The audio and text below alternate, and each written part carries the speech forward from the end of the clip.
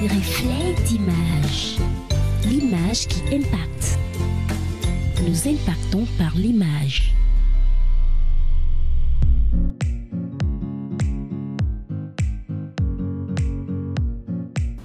Thierry Awesso, je suis le président directeur général de Myoto, donc le premier ouvrier en charge du management des équipes ici.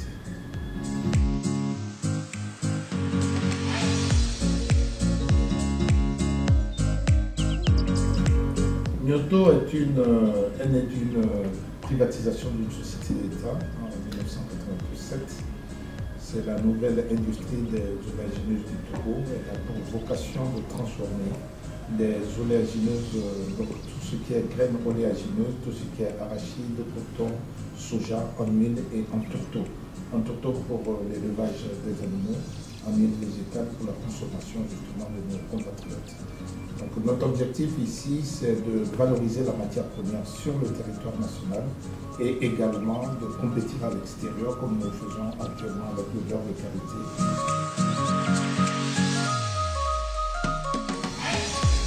Oui, nous sommes accompagnés actuellement par le cabinet Bazar en Solutions, dont je présente le directeur général, M.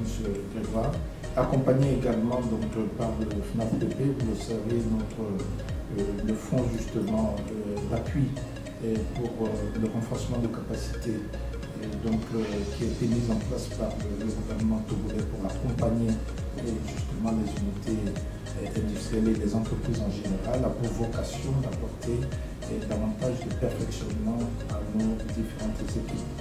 Comme chaque année, nous choisissons des thèmes. Cette année, nous avons choisi un thème, c'est le management des équipes et justement la gestion du temps. Et pourquoi ce thème? Parce qu'il est important d'avoir une culture d'entreprise. Il est important d'avoir des hommes qui soient en capacité d'être suffisamment innovants pour s'adapter au changement. Il faut des hommes qui ne sont pas réfractaires au changement parce que les mutations aujourd'hui s'imposent et nous amènent sur des marchés de plus en plus compétitifs, des obligations de résultats, des paramètres quantitatifs de plus en plus difficiles et exigeants à l'international. Nous avons donc besoin d'avoir cette synergie au niveau de nos équipes pour être en capacité de pouvoir améliorer justement la dynamique d'ensemble. Vous savez que l'analyse des hommes, c'est également avoir la capacité de prendre des potentiels individuels au-delà des équipements et des machines, des outils que toutes les unités industrielles ont.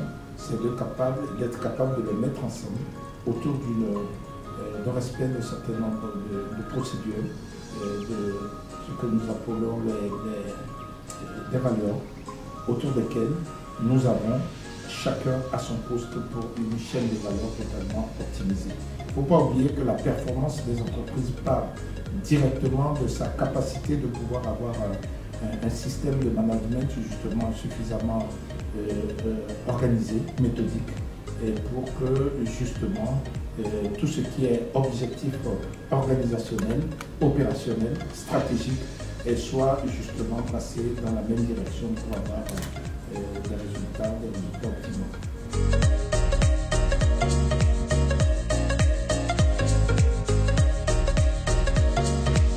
Le renforcement de capacité apporte un développement, tant un développement donc, au niveau des équipes, une libération des énergies, un débridage complètement de la résistance éventuelle de certains à s'adapter au changement. Et ce renforcement de capacité permet de développer ce que nous appelons une intelligence collective. Il s'agit donc individuellement de renforcer des capacités et d'amener l'essentiel des maillons de notre chaîne vers plus de performance.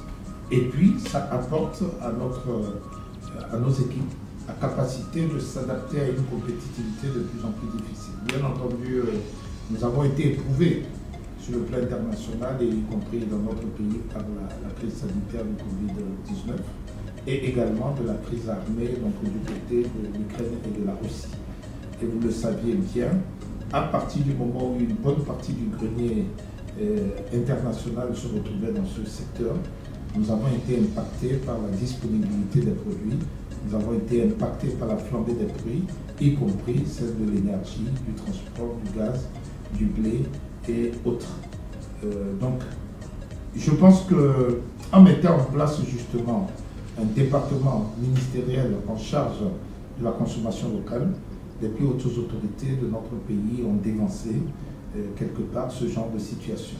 Il s'agit désormais de s'adapter au changement. Il s'agit désormais de se poser la question sur le modèle économique que nous avons suivi jusque-là et de regarder dans quelle mesure nous sommes en capacité de pouvoir être davantage créatifs pour renforcer justement le fossé qui existe entre notre consommation et les besoins d'importation justement de produits manufacturés et de produits alimentaires. C'est dans ce sens que l'UNOTO s'inscrit dans cette droite ligne et pour faire de la consommation locale justement un idéal et pousser davantage les Togolais à faire confiance à la qualité des produits qui sont issus de leurs unités industrielles et à les inviter à davantage s'investir justement dans la production. Vous le saviez bien, notre pays, c'est 60% justement de notre population active et qui est en milieu rural. C'est également 40% de notre PIB et c'est le lieu d'inviter également les banques à soutenir cette dynamique et qui jusque-là sont assez réticentes. Et malheureusement, à peine 3% justement des crédits bancaires sont affectés aux différents projets agricoles. Et c'est la raison pour laquelle nous croyons justement en ce renforcement au niveau donc, local et nous participerons, comme nous l'avons toujours fait, à cet engagement citoyen et pour davantage faire de notre pays un pays prospère malgré les difficultés internationales.